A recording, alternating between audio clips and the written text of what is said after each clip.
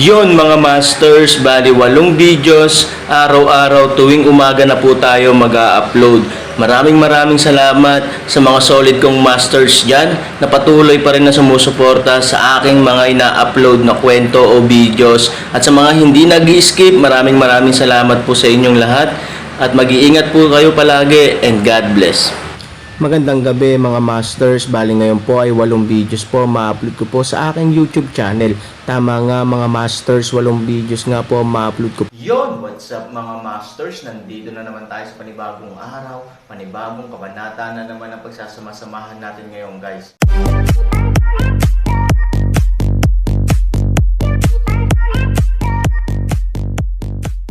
Bali mga masters, kung bago ka pa lang po sa aking YouTube channel, please click the subscribe button, lalong-lalo na po yung notification bell guys, para maging connected pa rin tayo sa isa't isa at maging updated kayo sa mga susunod ko pang video. Bali mga masters, bago natin umpisahan ng kwento ay mag-shoutout po muna tayo para sa mga solid nating tagapakinig. Shoutout kay Robert Tolentino, shoutout kay Roel Gatbonton. Yun na nga mga masters, no? Bali hindi na ito patagalin. In 3, 2, 1, let's go!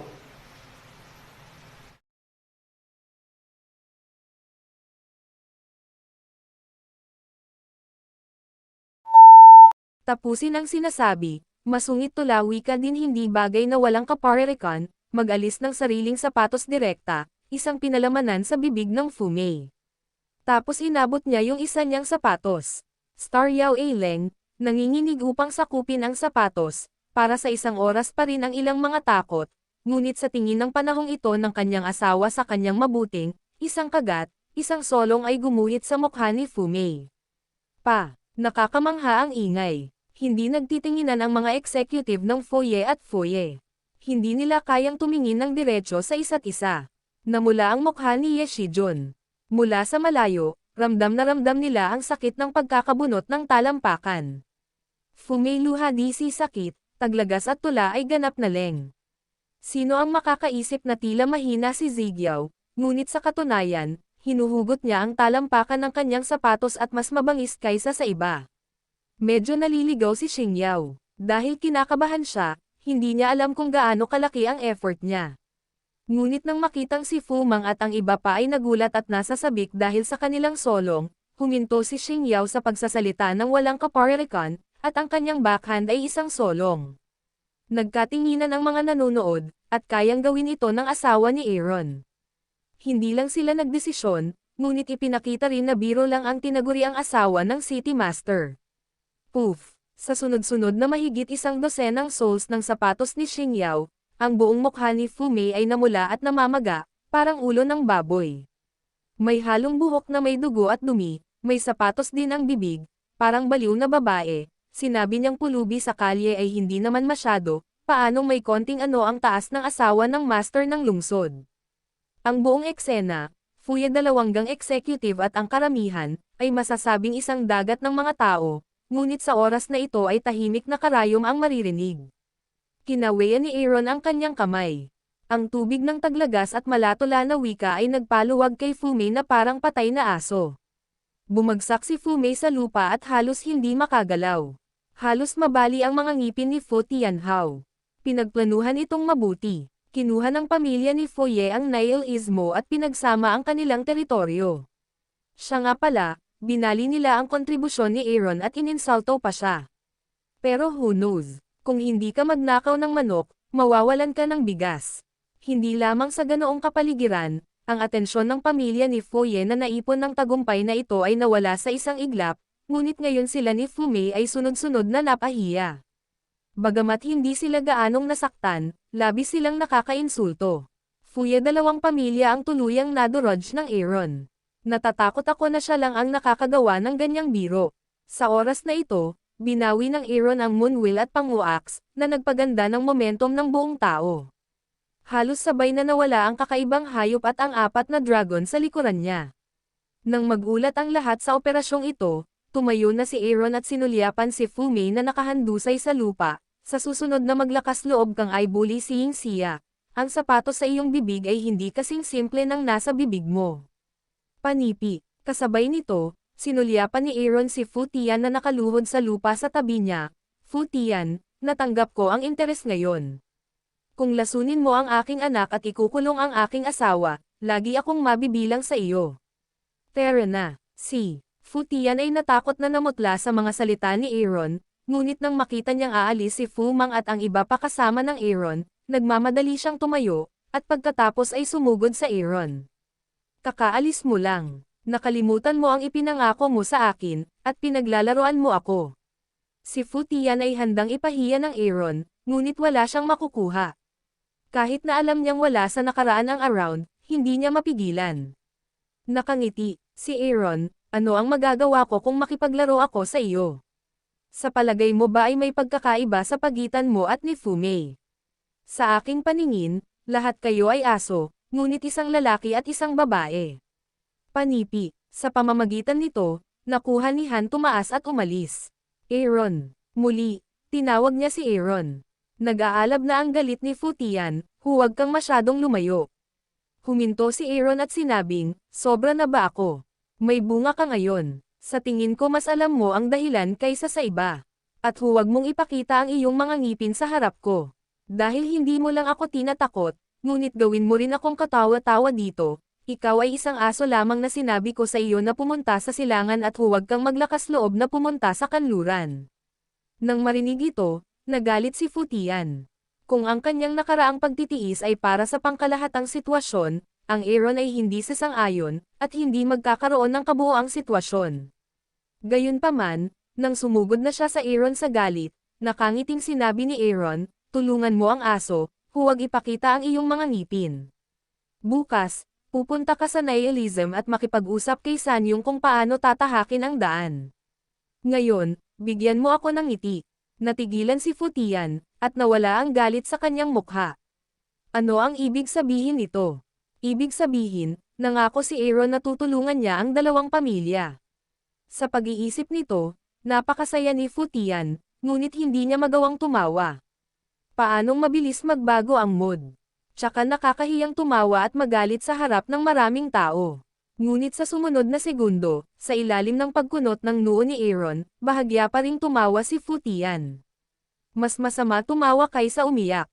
Kapag ngumiti ka, wrinkles can kill you. Bilisan mo. Nasusuka ako kapag nakikita ko itong mukha. Muntik ko nang may suka ang kinain ko kanina. Sinadya ni Han Sanchen na magpanggap na nakakadiri at umiling. Ang mga taong fumang, na may tawa, ay umalis sa nagulat na mga mata ng lahat. Si Fu Tianleng sa pwesto, naghihintay na umalis si Han Sanya, isang suntok sa pader sa tabi, at sa oras na ito Foye dalawang pamilya, isipin na lang nito si Fu Mei na bumagsak sa lupa at hindi gumalaw. Hindi nagtagal, sumabog ang lungsod ng Chanho. Ang asawa ng Panginoon ng lungsod ay binugbog, at ang patriarka ng angkan ng Fujian ay kasing alipin ng isang aso, lahat ng ito ay nangyari sa harap ng isang lalaki. At ang lalaking ito ay si Aaron na nagpapakita ng kanyang misteryosong mukha. Sa oras na ito, ang orihinal na hindi mapagkakatiwalaang chismis ay tila naging mainit na paksa para sa lahat sa lungsod ng Chanho. Mula sa mga bayani sa Jiangho hanggang sa mga ordinaryong tao, walang mainit na balita gaya ng pribadong talakayan o publisidad. Natural na sumabog ang buong Chanho City. Marami sa mga bayani na sumapi na sa alyansa ng Fuya, o nakarinig na ang hukbo ng lungsod ng Chanho ay nanalo ng isang malaking tagumpay at sumugod dito upang sumama sa kanila. Pagkatapos marinig ang mga balitang ito, lumingon sila sa inn kung saan nakatira si Aaron, naghihintay na sumali, ang mahiwagang alyansa. Hindi tulad ng unang pagkakataon, walang sino man sa lungsod ng Chanho ngayon ang nangahas na maghintay sa labas ng gate sa gabi tulad ng unang pagkakataon. Sa pagkakataong ito, lahat ng tao ay nakapila sa labas ng pinto sa sikat ng araw. Nawala, ganap na fuck up. Sa mansion niya, si Fu Mei, na namumugto pa ang mukha, ay bahagyang dinidiin ng maid ng mga ice bag ng 2 beses. Kahit nakasuklay na ang buhok ay hindi pa rin niya natatakpan ang awkward appearance niya. Mas mukha siyang baboy ngayon. Pagkatapos ng dagandong ng galit, ipinikit niya ang kanyang mga mata kay Fu Tian, na nakaupo sa tuktok ng kanang bahagi ng isang grupo ng mga senior executive. Si Fu Tian ay sobrang depressed din. Puno ng galit ang mga mata niya kay Aaron. Fu Tian, yun ba ang sinabi mo sa akin? It's a perfect plan. Ako ba, salamat sa sinabi mo, Isa ka ring lalaking 12-12 taong gulang. Kaya mo, di sabihin kung ipahiya ang iyong sarili o isang matalinong plano, maaari mo bang, ang buong Chanho City Aaron ay napakapopular ay namamaga at ang buong tao ay hindi nakaimik. Patriarch Fuchan, hindi ito tungkol sa iyo. Bilang isang patriarch, anong uri ng gulo ang ginawa mo? Sa orihinal, ang pagkatalo ng Fuya Alliance sa Yaoshen Pavilion ay isang magandang bagay para sa aming dalawang pamilya. Ngayon ito ay isang magandang bagay. Sa pamamagitan ng iyong bulag na paghagis, naging katatawanan ang pamilyang Fuya. Mas mabuting manalo kaysa matalo. Totoo, Aaron ang manugang namin noon para tumulong sa pamilya. Kung hindi namin siya tretuhin noong una, ngayon ay hinihintay namin siyang sumama sa amin sa isang kalye sa labas ng bahay panuluyan may mga walang hiyang sinabi rin ng ibang mga executive. Sa simula, wala sa mga taong ito ang hindi sumuporta kay Fuyao at Aaron. Ngayon sila ay tumalikod at may iba't ibang mga saloobin. Ang iba ay talagang masaya at kami ay nag-aalala. Akala ko maaari naming samantalahin ang pagkakataon na gumawa ng isang reputasyon. Bilang karagdagan, ang dalawang lungsod ay na-unblock at nangingibabaw sa isang panig. Ngayon parang, umiling yung isa. Pag-isipan mo ito, kung hindi tayo mahuhulog sa Aaron, hanggat nakikipag-ugnayan tayo sa Yaoshen Pavilion sa pagkakataong ito, lahat tayo ay makakatalo sa isa't isa at matulungan ang pamilya na bumalik sa ikatlong pamilya. May problema ba? Sayang. Panipi, tulungan ang panahon, ngunit walang sasabihin. Sa oras na ito, tinitigan ni Fumei si Ye Shijun, at ikaw, tinatawag ka rin bang lalaki? Pinagmamasdan lang akong naghihirap na parang aso. Ye Shijun, mali talaga ang pagkakaintindi ko sa iyo. Panipi, gustong magsalita ni Ye Shijun ngunit tumigil. Paano masisisi si Shijun dito? Fumei, ikaw ang tumutulong sa pamilya. Nawalan ka ng kinabukasan ng pamilya, at nawalan ka ng mukha sa pamilya namin Ye. Pinahiya ka. Nagtatanong ka, para dito. Sa oras na ito, hindi nasisiyahan ang senior management ni Ye. Totoo naman, we Ye family are not interested in the ups and downs between you and Aaron. Alam lang namin na kahit sobrang malungkot ka, malinaw ang resulta ng laban na ito. Kami, ang Fuya Coalition, ay maaari ding makinabang sa ngayon. Panipi, Shijun, ang tatay mo ay biglang tumayo at magsalita maging walang hiya. Malamig na paalala ng isang elder ng pamilya Ye Shijun. Hindi nakaimik si Fumei. Napahiya siya sa labas. Pag-uwi niya, nagkaroon ng alitan sibil sa bahay. Tama na. Hindi pa ba tayo natatalo? Ang nihilism ay handang magbukas ng channel para sa atin kahit ngayon lang. Sa oras na ito, sa wakas ay nagsalita si Fu Tian at nilalaro ng Aaron. Ngayon lang niya nakikilala ang malas. Ngunit kapag ang pamilya Ye ay nagkrusada laban kay Fumei, kailangan niyang tumayo. Si Fumei ay hindi pinagkakatiwalaan ng pamilya Ye at nawalan ng kapangyarihan sa pamilyang Ye. Para kay Fu Tian, wala itong kahulugan, hindi mabilang na mga disadvantages.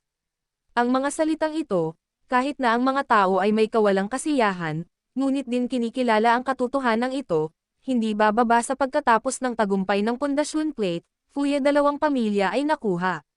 Sa hinaharap, parehong maaaring sakupin ni na Fuya at Tianlan ang parehong posisyon bilang isang dragon. Kahit na wala silang gaanong pag-unlad, ang pinakamababang limitasyon ay nasa isang panig. Sa katunayan, ang mga nakatalagang interes na ito ang higit na kailangan ng dalawang pamilya. Ito lang ang paraan para makuha ito, na talagang nakakahiya sa pamilya Fuya. Kung pananatilihin mo ang mga luntiang burol, hindi ka natatakot na walang panggatong. May 3,000 kabataang lalaki sa Han Dynasty. Nagkikita sila sa mga bundok at ilog. With that, Fu Tianchang took a breath, this time I lost face. It's really my negligence. I didn't expect Aaron to incorporate nihilism secretly. Kaya naman nakakahiya, gayunpaman, huwag kang mag-alala. May plano ako para makabawi sa pinakamaraming sukat. Nang marinig nila ang huling kalahati ng pangungusap, lahat sila ay pinagpawisan. Ano ang punto? Hindi pa ba sapat ang isang kamatayan? Maging si Fumei, na palaging matapang, ay nasa mga pin at karayom sa oras na ito. Nakatayo siya sa kanyang ulo. Ngayon ang sakit pa rin ng mukha niya, don't worry. Hindi ko sasaktan ang Aaron sa pagkakataong ito. Gusto ko lang siyang gamitin. Fuyu, maaari kang magpadala ng ilang regalo sa Aaron at humingi ng paumanhin sa ngalan ng aming pamilyang Foye. Kasabay nito, tumingin si Fu Tian kay Fu Mei at Ye Shijun, may hinanakit si Han 3,000 kay Fu Jia, ngunit tinutulungan ni Fu Yao ang kanyang pamilya. Mayroon kaming mababaw na relasyon sa Aaron, at magagamit namin ito para sa publisidad sa hinaharap. Gagana ba ito? Kumunat ang noo ni Ye Shijun. Sa oras na ito, sa loob ng inn. Kung ikukumpara sa depresyon ng dalawang pamilya ni Fu Ye, puno ito ng tawanan. Matapos marinig ang balita, nagmadaling bumalik ang mga alagad ng misteryosong alyansa ng mga tao na naiwan dito kanina. Akala nila iniwan sila. Bagamat sila ay labis na nanlumo tungkol sa pag-alis ng Aaron ng walang palm, maraming tao ang umalis. Ngunit ang iba pang mga tao ay bumalik, at ngayon ang pinuno ng alyansa, na higit na nasa limelight, ay bumalik. Sa oras na ito, mabilis ding naglakad patungo sa inang isang grupo ng mga hindi imbitadong bisita na nakasuot ng puti. Yun na nga mga masters, no? Bali panibagong kabanata na naman yung natapos natin ngayong gabi. Muli, maraming salamat po.